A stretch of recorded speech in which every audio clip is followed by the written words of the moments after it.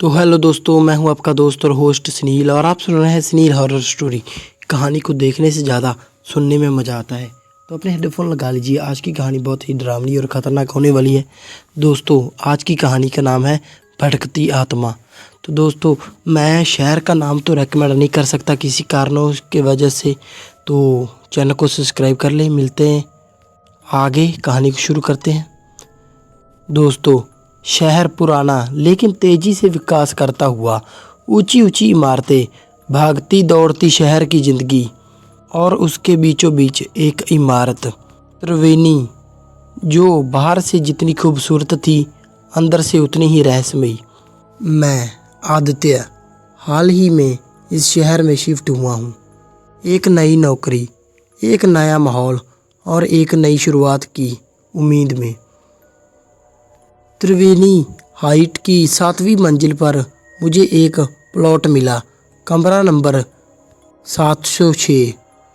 पहले तो सब कुछ सामान्य चल रहा था और मुझे सब कुछ सामान्य लग रहा था, कम से कम शुरुआत में।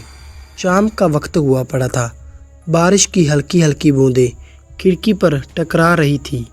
मैं घर पहली बार सामान जमा कर रहा था, तभी अचानक मुझे एक हल्की सी सरसराहट की आवाज़ सुनाई दी, जैसे कोई पर्दे के पीछे से अचानक गुजरा हो। शायद हवा होगी, मैंने खुद से कहा। लेकिन जैसे जैसे रात गहरी होती गई, अजीब चीज़ें होने लगीं। दीवारों पर टंगी तस्वीरें खुद ब खुद हिलने लगीं। शायद हवा की वजह से ही, या माहौल ख़राब है बाहर का, इसलिए हो सकता है, मैंने यही सोचा। लेकिन फिर बाथरूम का नल अपने आप चलने लगा। और सबसे डरावनी बात, दरवाजे के बाहर कोई लगातार खड़ा था, जिसकी शैडो मुझे अंदर से दिखाई दे रही थी। जब मैंने हिम्मत जुटाकर बाहर दरवाज़ा खोला, लेकिन वहाँ कोई नहीं था। वो तो जैसे तैसे रात बीत गई मेरी। अगले दिन सुबह होते ही मैंने बिल्डिंग के चौकीदार से पूछा, क्या यहाँ पर पहले से कोई, या पहले से इस प्लॉट में कोई रहा है? तभी उसने मेरी आंखों में झांकते हुए धीरे से कहा, कमरा नंबर 706 साहब। उसमें जो रहा था वो साहब अब इस दुनिया में नहीं रहा, लेकिन कई लोग कहते हैं कि उसकी मौजूदगी अब भी महसूस होती है। उसने इतना कहा, फिर मैं अपने काम से अपने ऑफिस चला गया। सारा दिन मेरे दिमाग में यही बातें चलती रही और मेरे दिमाग में यही बातें घूमती रहीं जो चौकीदार ने कहा था। उस रात के बाद मेरी रात की नींद जैसे उड़ सी गई। चौकीदार की बातें मेरे दिल में एक डर की गांठ सी बांध दी थी, लेकिन मैं खुद को समझाता रहा, कोई भूत प्रेत नहीं होता, ये सब दिमाग का खेल है। लेकिन उस शाम ही कुछ ऐसा हुआ जब मैं घर आया, जिसे मैं चाहकर भी नज़रअंदाज नहीं कर सका। मैं ऑफिस से थका हारा लौटा था। जैसे ही मैंने अपने कमरे का दरवाज़ा खोला, एक अजीब सी ठंडक पूरे कमरे में फैली हुई थी, जैसे किसी की बर्फीली हवा का झोंका होता है। मैंने जैसे ही लाइट ऑन की, बत्ती टिमटिमा रही थी। जब मैं घर के आगे बढ़ा, मैंने जब ड्राइंग रूम की ओर देखा तो किसी ने उस पर उंगलियों से कुछ लिखा हुआ था। धुंधले अक्षरों में थे, लेकिन नमी में साफ दिख रहे थे। मैं अब भी यही हूँ, ये लिखा हुआ था। मेरा जैसे पूरा कम शरीर ही सिहर गया। मैं तुरंत उसको पूछा, लेकिन जैसे ही मैं पलटा, वही हल्की सी सरसराहट, वही हंसी जो कमरे के कोने से आई थी। मुझे इतनी टेंशन हो गई, मैंने उस रात कुछ नहीं खाया, बस चुपचाप बिस्तर पर लेट गया। लेकिन नींद जैसे आंखों से कोसों दूर थी। तभी मेरी हल्की सी आँख लगी, तो रात के तकरीबन अचानक 12 शायद 1 बजे हुआ था, तो मेरा फ़ोन बजा। स्क्रीन पर कोई नंबर नहीं था, बस लिखा हुआ था अननोन। मैंने कांपते हुए हाथों से फ़ोन उठाया। कोई आवाज़ नहीं आई सामने से, बस सांसों की खरखराहट और एक फुसफुसाती आवाज़। आदित्य, तो तुम्हें यहाँ नहीं होना चाहिए। मैंने फ़ोन काट कर दूर कहीं फेंक दिया और उठकर बैठ गया। अब मुझे ये लगने लगा था कि ये कोई मजाक नहीं है। मैंने तय किया कि सुबह होते ही मैं इस प्लॉट के इतिहास के बारे में जानूंगा। कुछ तो है यहाँ जो मेरी मौजूदगी से बिल्कुल भी खुश नहीं है। तभी मुझे कब जाने नींद आ गई, मुझे पता ही नहीं चला। सुबह की रोशनी कमरे में फैली, लेकिन मेरे भीतर अंधेरा ही अंधेरा जैसे आंखों में था। रात को जो भी हुआ वो बस मुझे एक बुरे सपने जैसा लग रहा था, मगर दीवार पर लिखा हुआ वो संदेश अब भी मेरी यादों में ताज़ा था। मैंने तभी सुबह सुबह ऑफिस में फ़ोन किया और एक दिन की छुट्टी ली और बिल्डिंग के पुराने रिकॉर्ड ढूंढने का निश्चय किया। नज़दीकी नगर पालिका ऑफिस गया। थोड़ा सा पूछताछ के बाद एक फ़ाइल मिली, त्रिवेणी केस 706। तभी मैंने फाइल के पन्ने पलटे। फाइल के पन्ने पलटते ही एक नाम सामने आया, सिया मेहरा। उसी प्लॉट में 2 साल पहले रहने वाली एक युवा लेखिका जिसकी मौत अचानक एक रहस्यमयी तरीके से हुई थी। उस रिपोर्ट में लिखा था, खुद को कमरे में बंद कर लिया था, किसी से बात नहीं करती थी। उसकी डायरी में वितरित चीज़ें मिली और एक रात वो बस गायब हो गई। लाश तक नहीं मिली। मैंने फ़ौरन अपने प्लॉट वापस जाने का मन बना लिया। वहाँ जाकर सब कुछ फिर से एक बार जांचना चाहता था मैंने जाकर शाम को प्लॉट में घुसते ही जाते हुए माहौल पहले से भी ज़्यादा भारी सा लग रहा था, जैसे दीवारों के पीछे कुछ सरक रहा हो। मैंने लाइट जलाई, लेकिन इस बार बल्ब तुरंत फ्यूज हो गया। अब पूरा कमरा आधे अंधेरे में डूबा था। मैंने मोबाइल की टॉर्च ऑन की और ध्यान से हर कोना देखा। तभी कमरे के कोने में रखी पुरानी अलमारी की दीवार से हल्का सा कुछ हिला। मैं पास गया, अलमारी खोली। अलमारी जैसे ही खोली, वो अलमारी तो खाली थी, लेकिन उसके पीछे की दीवार पर नाखूनों से खींचे गए निशान थे और उन निशानों के ठीक नीचे एक डायरी, धूल से भरी लेकिन पुरानी और पूरी। मैंने उसे उठाया, खोला और पहला पन्ना पढ़ा। अगर कोई ये पढ़ रहा है तो वो अब भी यही है। वो बस अपनी झलक दिखाती है, पर हर बार वो करीब आती जा रही है।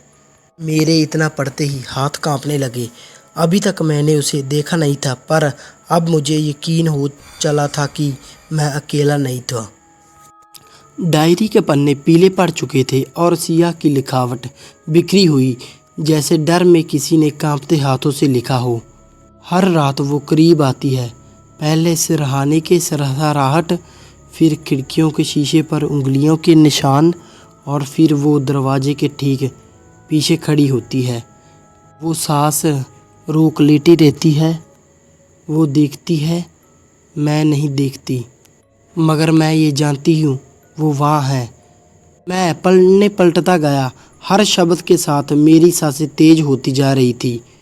फिर एक तभी पन्ना आया, सिया शर्मा की आखिरी एंट्री। उसे रोकने का कोई तरीका नहीं। मैंने पूजा करवाई, दीवारों पर गंगा जल छिड़का और तावीज़ बनवाए, पर वो जैसे मेरी परछाई बन चुकी थी। अब मुझे महसूस होता है कि मैं भी उसकी वजह बन गई हूँ। मैंने उसे मरते देखा और चुप रही।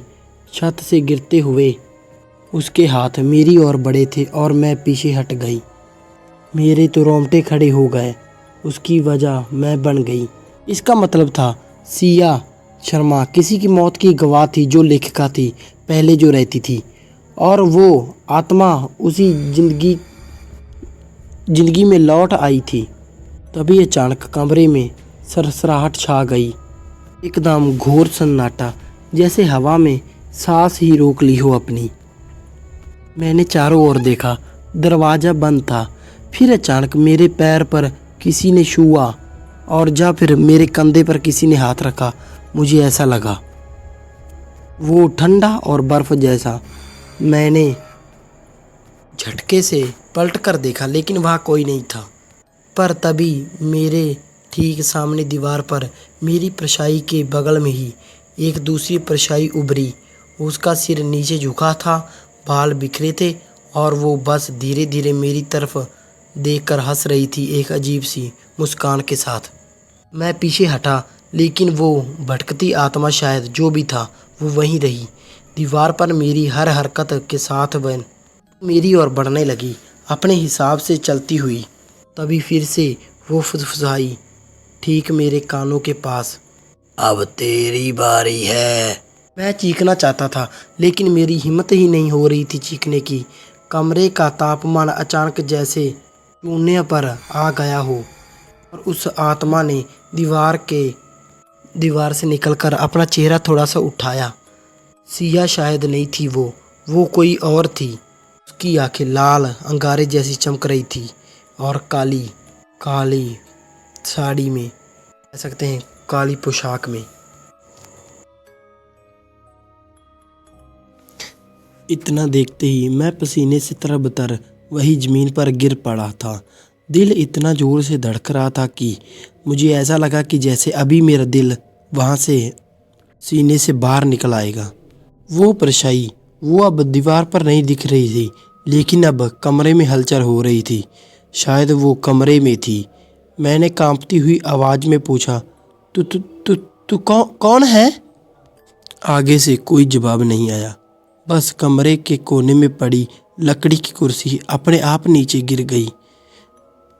एक तेज आवाज़ के साथ दीवार पर लगा आईना खुद ब खुद दरारें आने लगी और फिर उस दरारों के बीच में से एक चेहरा दिखा। वो सिया नहीं थी। चेहरा जला हुआ था, आंखें गहरी धुंधली और काली थी, होठ फटे हुए थे और उन पर एक हल्की सी और बहुत ही डरावनी मुस्कान थी, जैसे उसका अब इंतज़ार ख़त्म हो गया हो। मैं अंदर नहीं गया, मुझे बस बाहर से आवाज़ें आ रही थी। मैंने झटपट उस डायरी की ओर देखा। उसमें पीछे एक फटा हुआ पन्ना दबा हुआ था, या फिर शायद जब मैंने खोला वो शायद पन्ना दबाया गया हो या छुपाया गया हो। उस पर सिया की कांपती हुई लिखावट में लिखा था, उस रात बारिश हो रही थी, मैं छत पर अकेली थी। अचानक एक लड़की वहाँ पर आई। वो लड़की बिल्डिंग की नौकरानी थी, नाम था नेहा। वो चिल्ला रही थी कि मैं अपनी झूठे केस में फंसा रही हूँ। हम दोनों में बहस हुई और उसने मुझे धक्का देने की कोशिश की, लेकिन वो खुद फिसल गई। मैंने उसे पकड़ने की कोशिश की, पर मैं एकदम से पीछे हट गई और मैंने अपने हाथ पीछे हटा लिए। पता नहीं मेरे मन में क्या आया। वो गिर गई और वहीं नीचे मर गई। मैंने किसी को नहीं बताया, मैं डर गई थी। इतना सुनते ही, वो पढ़ते ही मेरी सांसें थम गई। तो सिया ने जो देखा था वो नेहा की मौत थी और नेहा की आत्मा शायद अब उस फ्लैट में भटक रही थी जिसमें मैं अभी था। पहले वो सिया के पीछे थी और अब शायद वो मेरे पीछे। मैंने चुपचाप खिड़की की तरफ देखा, तभी अचानक वहाँ खड़ी थी वही लड़की, भीगी हुई, बिखरे हुए बाल, वो भटकती आत्मा, फटी साड़ी और नजरें मेरी ओर जमी हुई। तूने उसे माफ़ कर दिया? वो बोली पहली बार। मैंने सिर हिलाया। मैं कुछ नहीं, बस इतना बोल पाया।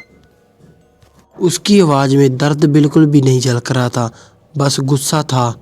और तभी बिजली की कड़कने से कमरे की सारी लाइटें अपने आप बंद हो गई।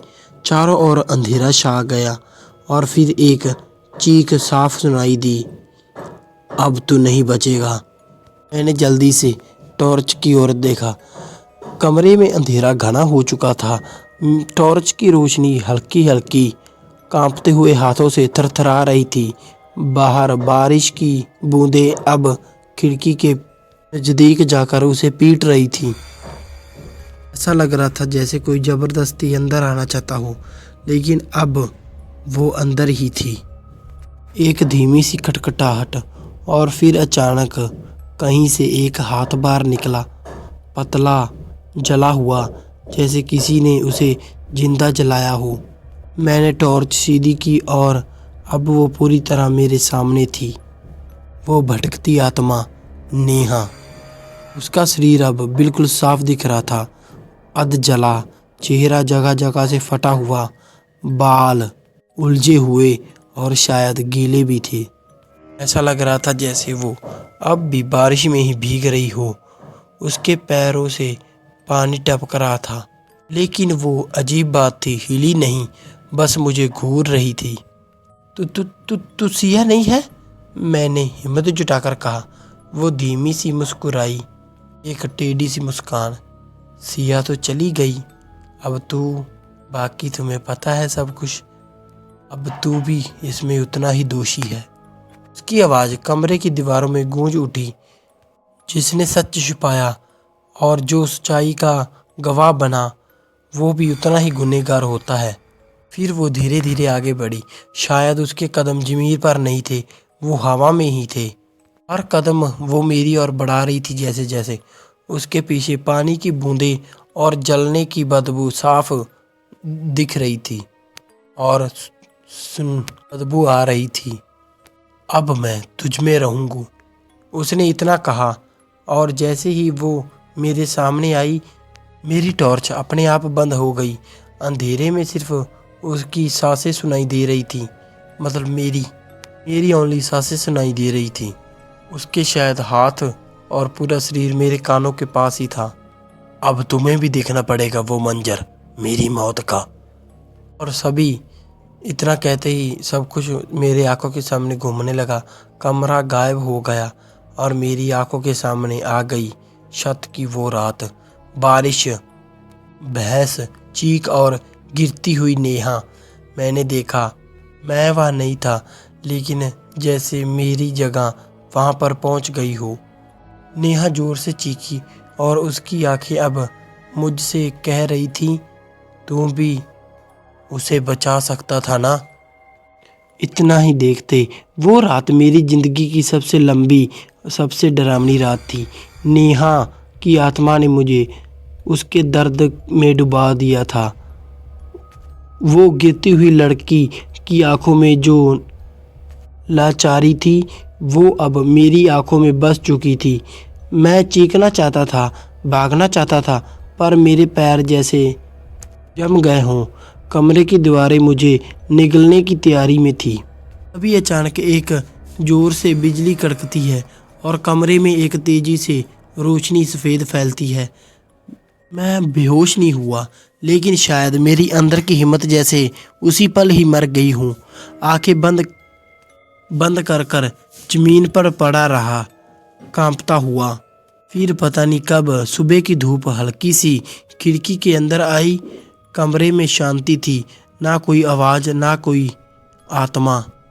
मैं कांपते हुए ज़मीन पर उठा। अब भी पानी की बूंदें तो थी, लेकिन वो आत्मा या जो भी था वो वहाँ पर नहीं था। बस उसकी याद और वो मंजर मेरी आंखों में ही घूम रहा था। मैंने बिना नहाए, बिना कुछ खाए, बस बैग को ज़रूरी सामान डाला, कुंजी टेबल पर फेंकी और दरवाज़ा खोला। एक बार भी पीछे मुड़कर बिना देखे बाहर निकल गया। वो प्लॉट अब पीछे छूट चुका था, लेकिन नेहा की आंखें अब भी मेरे जहन में गड़ी हुई थीं, वो रात का मंजर भी। ट्रेन में बैठकर मैंने सांस ली। शहर अब दूर होता जा रहा था और जैसे जैसे वो दूर होता जा रहा था, मेरी सांसों में सांसें बह रही थी। पर वो रात, वो आवाज़ें, वो जलती हुई परछाई कभी दूर नहीं गई। अब भी कभी कभी रात को जब अचानक आँख खुलती है तो लगता है कोई खड़ा है कमरे के कोने में, भीगी साड़ी में, और मुझे ही घूर रहा है, बस मुझे चुपचाप देख रहा है। आज इस बात को 10 साल हो गए हैं और आज भी मैं डर कर उठता हूँ। जब भी बस मन में यही रहता है कि वो एक भयानक सपना था और उसमें मैं बचकर आ गया था। तो दोस्तों कैसी लगी आपको कहानी, लाइक शेयर कमेंट करके ज़रूर बता देना और चैनल को सब्सक्राइब कर लेना। मिलते हैं इससे भी डरावनी और ख़तरनाक कहानी में, तब तक के लिए धन्यवाद।